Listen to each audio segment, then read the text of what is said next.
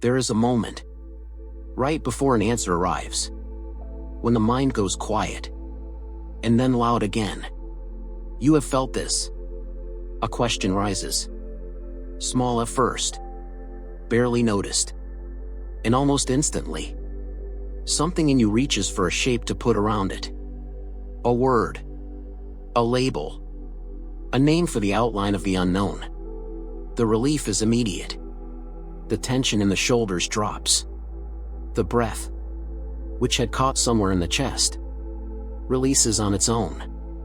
And you move on. Certain. Settled. Done. Already reaching for the next thing. But what if that settling was never understanding at all? What if it was only the body closing a door it could not bear to leave open? There's a particular kind of comfort in knowing. Not the electric comfort of discovery. The slow, warm comfort of a chair you have sat in 1,000 times. You lower yourself into it without looking. You already know its shape, its give, the exact place where the arm meets the seat. And somewhere along the way, without any single decision, the chair became the room, and the room became the whole house of your mind. This is not a story about ignorance. Ignorance, at least, is honest. It stands at the threshold and says, plainly, I do not know. No. This is a story about something quieter and far more persuasive. The illusion of knowing. The way a mind can feel entirely certain, entirely resolved, while standing on ground it never once tested. Picture an old well, dry for generations, its stones smoothed pale by hands that stopped drawing water long ago. People still gather at its edge in the evening light. They still lean in and listen for an echo.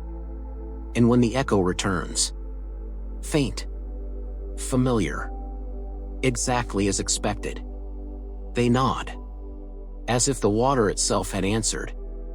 No one climbs down to check. Why would they? The echo is enough. The echo has always been enough. This is the shape of intellectual comfort. Not a lie. Exactly. A shortcut worn so deep, it starts to look like the only road that ever existed. Feel the weight of that for a moment. A groove so familiar, it disappears entirely from view. The way a held breath disappears once you stop noticing you are holding it. Think of how a river carves its bed. Water does not choose the path with the most truth in it. It chooses the path of least resistance. Again and again. Without memory. Without intention. Over years, that path becomes a canyon. Deep. Convincing. Permanent looking. Its walls rising like something ancient and deliberate. And the water, if it could speak, might insist this canyon was inevitable. That there was never any other way to flow. Never any other shape the land could have taken. But there was. There always was. The mind moves like that river. Once a belief carves its channel, every new thought bends toward it, almost without asking permission. Not because the channel is true, only because it is already there. Already deep.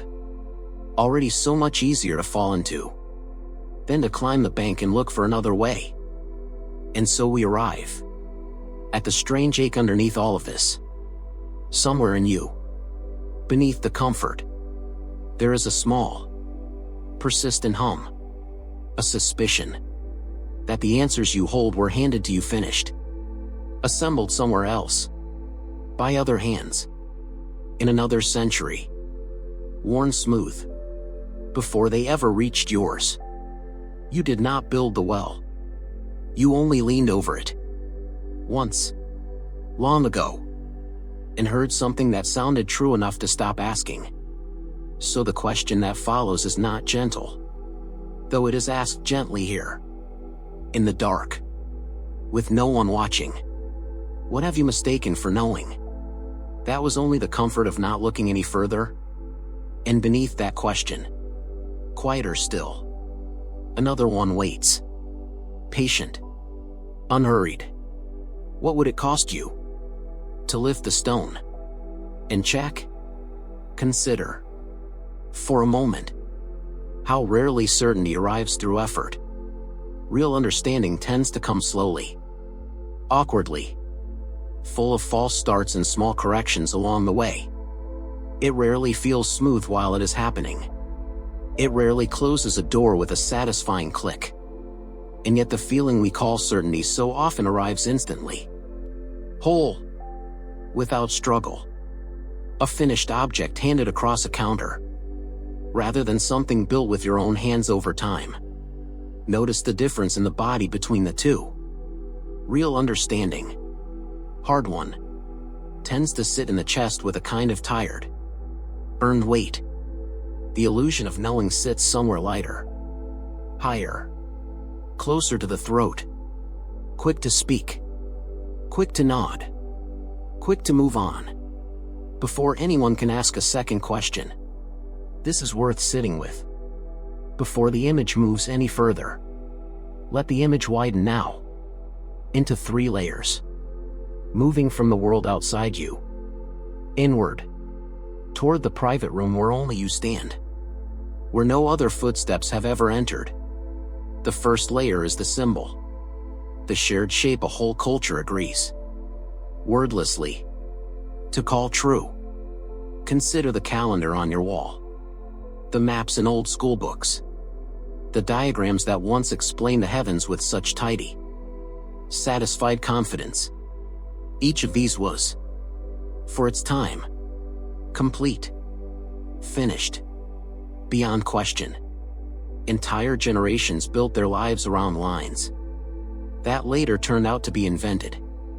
Sailors trusted maps with blank coastlines filled in by guesswork, rather than left honestly empty. And some ships were lost chasing shorelines that were never there at all. Physicians once mapped the body's 4 humors with total conviction, bleeding the sick to restore a balance that existed only on paper, never once in the actual blood. The map was wrong, but the confidence in the map felt, to those who held it, indistinguishable from truth itself. This is the outer skin of the illusion. Collective. Inherited. Rarely questioned because everyone around you already seems to share it. And a belief surrounded by agreement feels, to the body, almost like proof. It is easy to spot this pattern in the past, from a comfortable distance, shaking your head at how certain they all were. It is harder, far harder, to see it wearing today's clothes, speaking today's language, sitting in today's chair beside you, nodding along with everyone else in the room. Every era believes, quietly and without exception, that it has finally arrived at the clear-eyed version of things, that the fog which confused earlier generations has, at last, lifted for this one. Stand close to that thought and feel how warm it is, how flattering, how easily it settles the chest. And then imagine, honestly, some future gathering looking back at this exact moment, the way you now look back at the old maps and the bled patience, with a soft, forgiving confusion, at how sure everyone once seemed. This is not a reason for despair. It is only a reason for a small, steady humility, carried lightly, the way you might carry a stone in a pocket. Present, felt occasionally, never crushing. And here the image shifts, moving from the shared symbol towards something closer to the bone, something with a face and a voice attached to it. The second layer is the institution. Knowledge wearing a uniform, a title, a certificate framed on a wall, a voice that speaks from behind a desk, a pulpit, a podium, and is granted authority simply because it stands in that particular place, under that particular light. There is nothing wrong with expertise earned through long labor and real, repeated testing. But there is a quiet slippage that happens, almost without anyone noticing, when the uniform itself becomes the proof. When we stop asking whether the claim was tested, and start asking only whether the person wore the right coat while making it. Consider how easily a room falls silent when someone speaks with enough certainty in their voice. The tone alone does the convincing, not the evidence beneath it, which may or may not exist at all. The body relaxes at the sound of confidence, long before the mind has checked a single fact. The way a child relaxes at the sound of a parent's steady voice in another room, regardless of what that voice is actually saying. This is the second skin. Inherited authority, worn like a layer over the first. Thicker, harder to see through. Comfortable, familiar, and often never once tested. Not by the person wearing it, not by the people listening to it, not by anyone standing in that room. Picture the old town crier, standing at the square, reading from a scroll bearing a seal none of the listeners could read for themselves. The seal alone carried the weight, not the words beneath it. Little has changed in the shape of this. Only the material of the scroll. Paper becomes screen. Seal becomes checkmark. Square becomes feed. And the crowd, gathered now as then, still leans toward the loudest confident voice, rather than the quietest careful one. There is no villain in this image. Only a pattern, old as gathering itself. The ease of trusting a voice, over the labor of testing a claim. And now, the image turns inward one more time. Past the world, past the institution, into the private room where the true weight finally sits. The third layer is the self. The story you tell about your own understanding. Not what the culture says. Not what the expert says. What you say, quietly, to yourself, in the dark, when no one else is listening, and no one else can hear the tone you use with yourself. I understand this already. I have already thought this through. Long ago. Thoroughly. There is nothing left here for me to find. This is the deepest well, and the hardest to check. Because checking it means admitting that some room inside you, a room you decorated with care, over years, a room you have lived in comfortably for so long you forgot it had walls, might be built on sand, rather than stone. Here the ache returns, low and steady, familiar now, a tightness beneath the ribs. The tightness is not danger. It is only the sound of a door being asked, gently, to open. Consider how much of a life gets built on top of a handful of early, unexamined conclusions about your own worth, your own limits, what you are capable of, what you are not. Conclusions reached, often, in a single difficult moment years ago, by someone far younger and far less equipped to judge fairly. And yet the conclusion stayed, hardened, became simply a fact of who you are, repeated so often internally that questioning it now feels almost like questioning gravity. This is the well no one else can climb down for you. No expert, no institution, no shared cultural symbol reaches this far inward. Only you, alone, holding the rope. And here, the image changes form once more, becoming smaller now, more particular, more intimate. Not a well, not a river, a single stone, held in the palm, worn perfectly smooth by years of being turned over and over, without ever being looked at closely. You have carried this stone so long you no longer feel its weight in your hand. But it is there. It has always been there. Riding along, shaping the grip of everything you carry beside it. What follows now is not instruction. There is no secret order here. No knowledge passed down only to a few. Only invitation.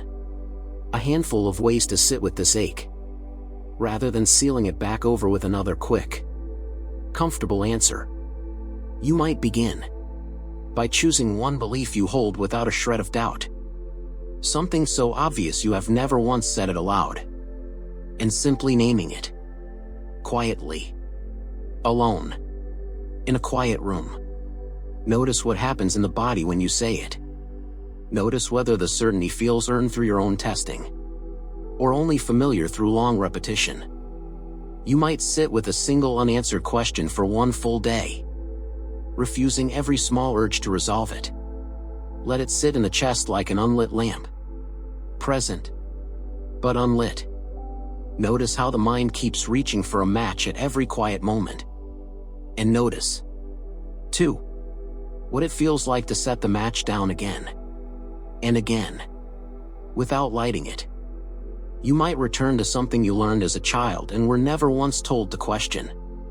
A rule. A phrase. A small piece of family wisdom repeated so often it hardened into fact. And ask it. Gently. The way you would ask a stranger passing on the street. Where did you come from? What are you actually standing on? You might spend an evening in true silence. Without a screen. Without a single voice explaining anything to you. And simply notice how loudly the mind fills that silence on its own. Unasked. With opinions no one requested. You might write down, in a single sentence, the thing you are most certain of in your entire life. And then write beneath it, honestly, slowly, how you actually came to know this. Not what you were told to believe. How you, yourself, in your own body, through your own direct experience, came to hold it as true. You might walk somewhere entirely familiar. A street. A hallway. A room in your own house you have crossed 1,000 times. As though you had never once walked it before. And let yourself notice 10 small details you have never noticed, though they have been there the whole time. Waiting. You might, before sleep, ask yourself one honest question and let it remain fully open through the night.